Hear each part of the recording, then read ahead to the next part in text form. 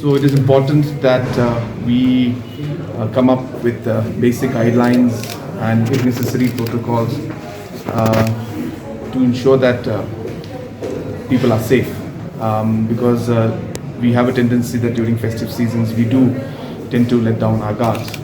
So therefore, keeping that in mind, we have decided to have consultations extensively with different stakeholders. So the deputy commissioners will be asked to hold different meetings with different stakeholders to get their feedbacks, and after getting the feedback from them, within a few days' time, maximum hopefully within a week's time, we'll be able to come up with some guidelines for this festive season.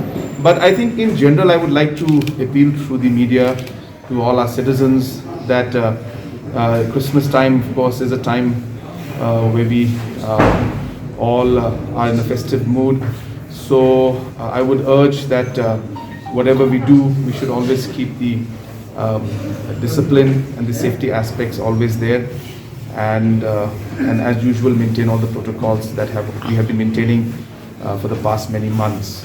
Apart from that, there were certain activities in relation to certain sports which have been now permitted. So a lot of football matches have been taking place, so permissions for that have been taken. So certain games like football and one or two other outdoor and indoor games will be allowed. The list is not available with me right now, but it can be given to the political department. So certain games and certain sports are allowed.